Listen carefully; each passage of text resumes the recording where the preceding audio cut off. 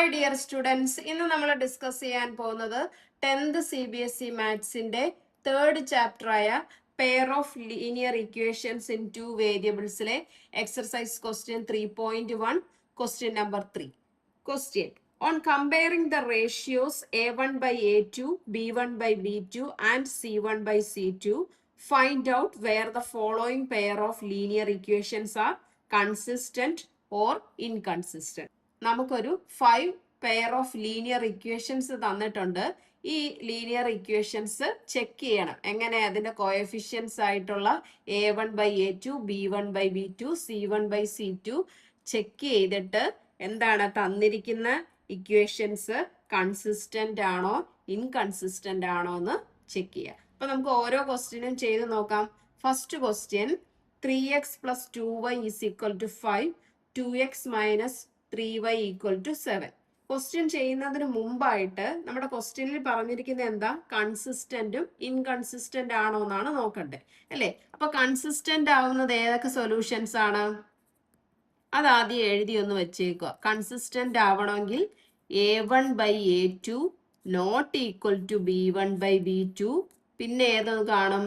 a1/a2 equal to b1/b2 equal to c1/c2. ഈ രണ്ട് റിലേഷനും നമുക്ക് കിട്ടുവാണെങ്കിൽ കൺസിസ്റ്റന്റ് ആയിരിക്കും, അല്ലേ? ഇനി ഇൻകൺസിസ്റ്റന്റ് ആണെങ്കിൽ ഏതൊക്കെയായിരിക്കും വരുന്നത്? ഇൻകൺസിസ്റ്റന്റ് ആണെങ്കിൽ a1/a2 equal to b1/b2 not equal to c1/c2. ഇവിടെ ഇൻകൺസിസ്റ്റന്റ് ആണെങ്കിൽ സൊല്യൂഷൻ കാണില്ല, അല്ലേ? അപ്പൊ അത് പാരലൽ ലൈൻസ് ആയിരിക്കും ഗ്രാഫിൽ വരുന്നത്. ഓക്കെ, അപ്പൊ ഈ 3 കാര്യങ്ങൾ നമ്മൾ ഓർത്ത് വെച്ചിരിക്കുക. നമ്മളോട് ചോദിച്ചിരിക്കുന്നത് കൺസിസ്റ്റന്റ് ആണോ ഇൻകൺസിസ്റ്റന്റ് ആണോ. അപ്പൊ നമ്മൾ ഇവിടെ നോക്കുമ്പോൾ നമുക്ക് ഇതിൽ ഏത് റിലേഷനാ കിട്ടുന്നതെന്ന് ചെക്ക് ചെയ്താൽ മതി. ഇപ്പൊ ദേ ഇവിടെ നോക്കി, നമ്മുടെ ക്വസ്റ്റ്യൻ സ്റ്റാൻഡേർഡ് ഫോമിലാണോ? അല്ല, അല്ലേ? അപ്പൊ നമുക്ക് എന്ത് ചെയ്യാം? ഈ ക്വസ്റ്റ്യനെ സ്റ്റാൻഡേർഡ് ഫോമിലാക്കണം. അപ്പൊ 3x + 2y - 5 = 0 എന്ന് മാറ്റുക. 2x - 3y 7 ഈക്വൽ ഇപ്പുറത്ത് വരുമ്പോൾ -7 = 0. ഇപ്പൊ സ്റ്റാൻഡേർഡ് ഫോമിലായി, അല്ലേ? ഇനി നമ്മുടെ സ്റ്റാൻഡേർഡ് ഇക്വേഷൻ എന്താണ്? a1x + b1y + c1 = 0, a2x + b2y + c2 = 0. ഈ ഇക്വേഷനെ ഇതുമായിട്ട് കമ്പയർ ചെയ്യണം, അല്ലെ? കമ്പയർ ചെയ്യുമ്പോൾ നമുക്ക് a1ഉം b1ഉം c1ഉം a2 b2 c2ഉം കിട്ടും, അല്ലെ? അപ്പൊ അത് പെട്ടെന്ന് മനസ്സിലാക്കാൻ വേണ്ടിയിട്ട് ഇതിന്റെ മുകളിൽ ഒന്ന് എഴുതി വെച്ചാലും മതി. ഇപ്പൊ നമുക്ക് ഓരോന്നൊന്ന് എടുത്തെഴുതാം. a1 നമുക്ക് എന്ത് കിട്ടും? 3. b1 നമുക്ക് എന്ത് കിട്ടും? 2. c1 = -5. Next a2 = 2, b2 = -3, c2 = എന്ത് കിട്ടും? -7. ഓക്കെ, ഇനി a1/a2 കണ്ടുപിടിക്കാമല്ലോ. a1/a2 = 3/2, b1/b2 എന്ത് കിട്ടും? 2/-3. ഇതിനെ ഒന്ന് സിംപ്ലിഫൈ ചെയ്യാൻ പറ്റില്ല, അല്ലെ? ഇനി c1/c2 എന്ത് കിട്ടും? -5/-7. ഇതിനെ മൈനസും മൈനസും ക്യാൻസൽ ആയിട്ട് 5/7 വേണമെങ്കിൽ എഴുതാം. അപ്പൊ നമുക്ക് എന്താ ഇവിടെ കിട്ടിയത്?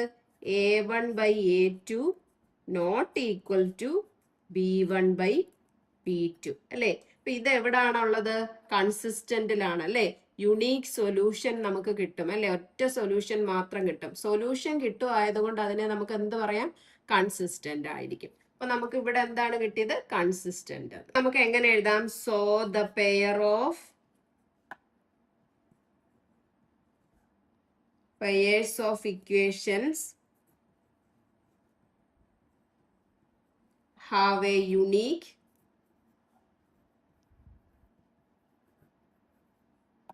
solution, so the lines intersect at a point. Intersect at a point. നമുക്ക് എന്തെഴുതാം? therefore the equations,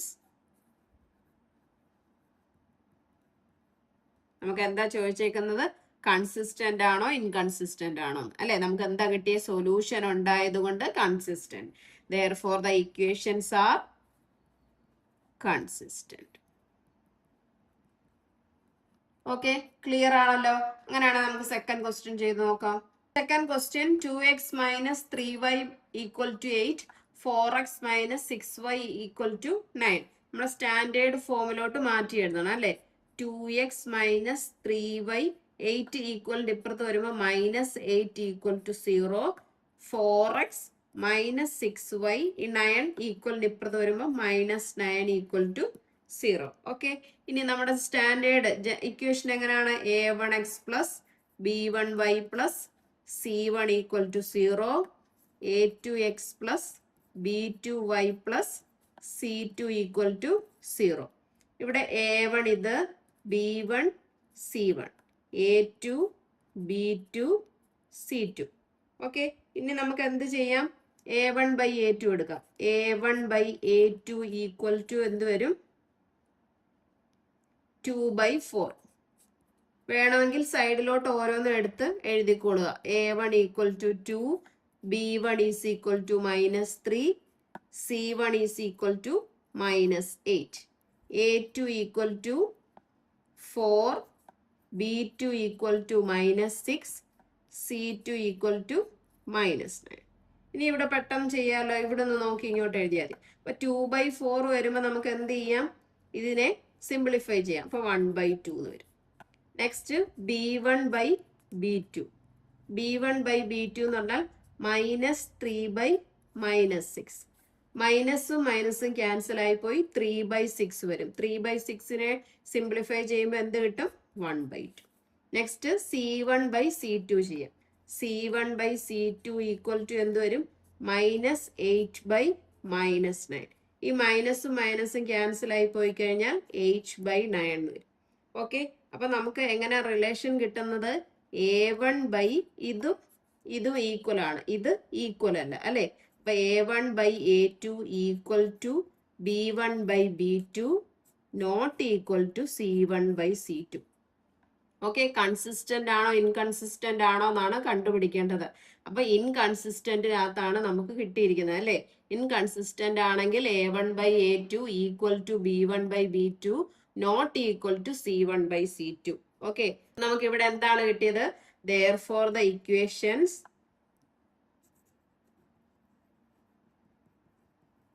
are inconsistent. Inconsistent ആണെങ്കിൽ എന്തായിരിക്കും? സൊല്യൂഷൻ കാണത്തില്ല അല്ലെ? സൊല്യൂഷൻ ഇല്ലെങ്കിൽ എന്താണ് അതിനെ ഇൻകൺസിസ്റ്റന്റ് എന്ന് പറയുന്നത്. Okay, clear?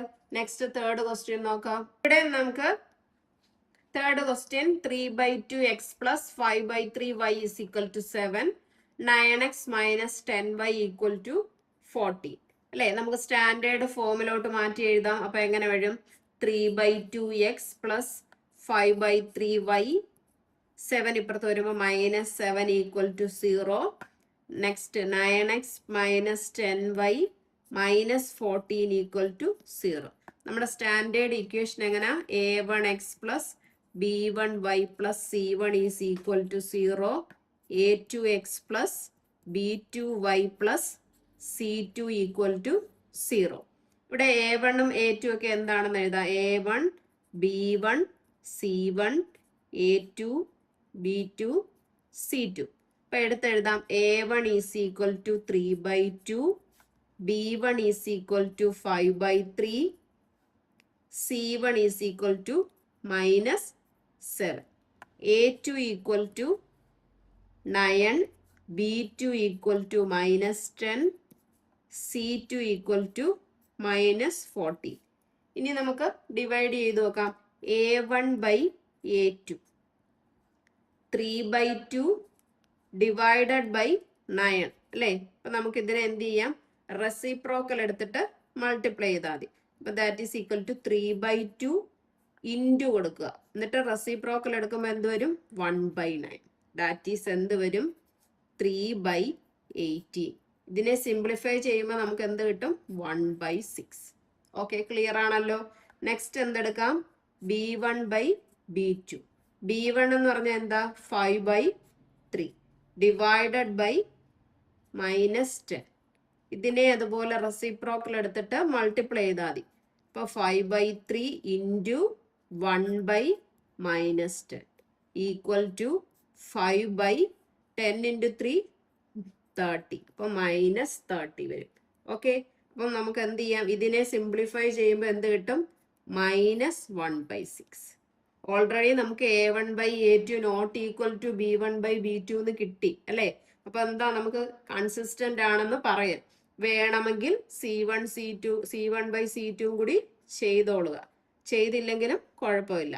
അപ്പൊ c1/c2, c1 എന്ത് കിട്ടും? -7/c2 എന്ത് കിട്ടും? -14.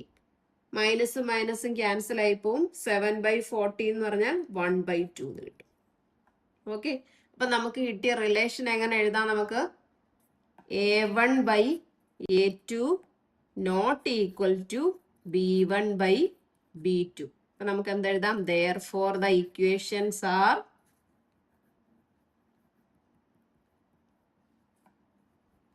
കൺസിസ്റ്റന്റ് അല്ലെ? യുണീക് സൊല്യൂഷൻ ആയിരിക്കും നമുക്ക് കിട്ടുന്നത് അല്ലെ? ഒരൊറ്റ സൊല്യൂഷൻ മാത്രമേ കിട്ടത്തുള്ളൂ.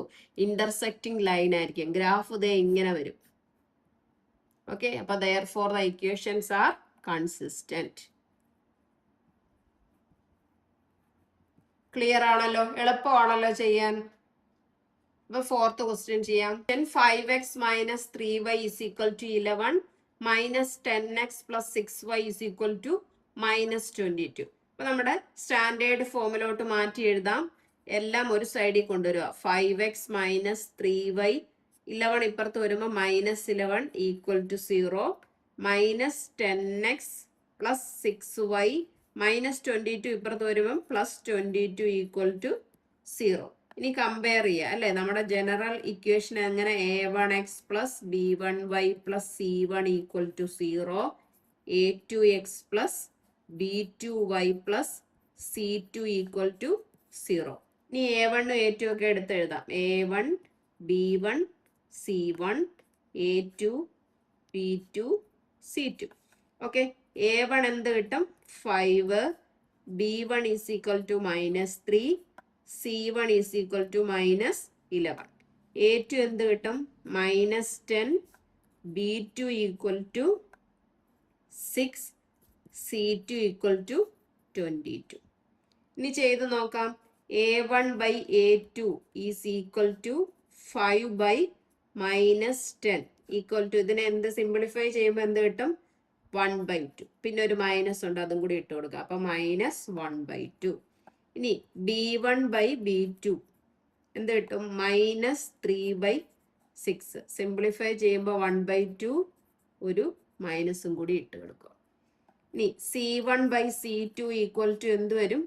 -11/22. ഇതും എന്ത് ചെയ്യണം? സിംപ്ലിഫൈ ചെയ്യുമ്പോൾ നമുക്ക് എന്ത് കിട്ടും? -1/2. ഓക്കെ, അപ്പൊ നമുക്ക് എന്താ കിട്ടിയേ? a1/a2 ഈക്വൽ ടു, എല്ലായിടവും 1/2 അല്ലേ? -1/2 അല്ലേ കിട്ടിയത്? അപ്പൊ a1/a2 equal to b1/b2 equal to c1/c2. അത് കിട്ടിയത് എവിടെയാ? ദേ ഇവിടെയാണ് അല്ലേ? അപ്പൊ നമുക്ക് എന്താണ്? കൺസിസ്റ്റന്റ് ആണ് അല്ലേ? അപ്പൊ ഇതെന്താണ്? a1/a2 equal to b1/b2 equal to c1/c2 എന്ന് പറഞ്ഞാൽ എന്താ? ഇൻഫിനിറ്റ്ലി മെനി സൊല്യൂഷൻസ് കാണും അല്ലേ? ഈ സൊല്യൂഷൻസ് ഉണ്ടെങ്കിൽ അതിനെ കൺസിസ്റ്റന്റ് എന്ന് പറയാം അല്ലേ? ഓക്കെ, അപ്പൊ നമുക്ക് എങ്ങനെ എഴുതാം? therefore the given equations are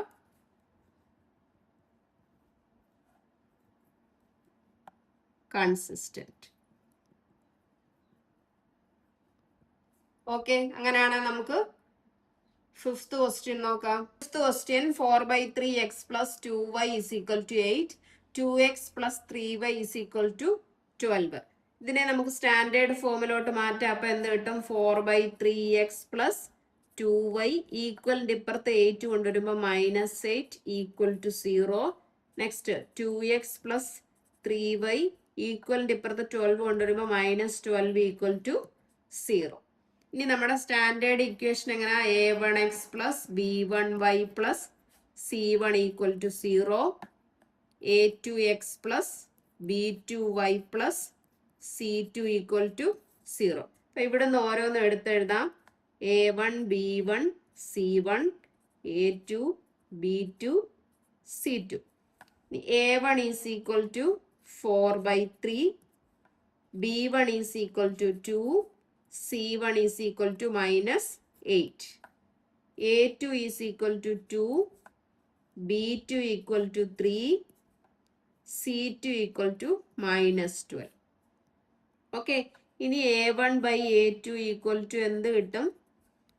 4/3 / 2 എന്നാ അല്ലേ? അതിനെ നമുക്ക് എങ്ങനെ എഴുതാം? 4/3 റെസിപ്രോക്കൽ എടുത്തിട്ട് മൾട്ടിപ്ലൈ ചെയ്താൽ മതി. അപ്പോൾ 1/2 എന്ന് വരും. ഈ 2ഉം 4ഉം കൂടി ക്യാൻസൽ ആകുമ്പോൾ എന്ത് വരും?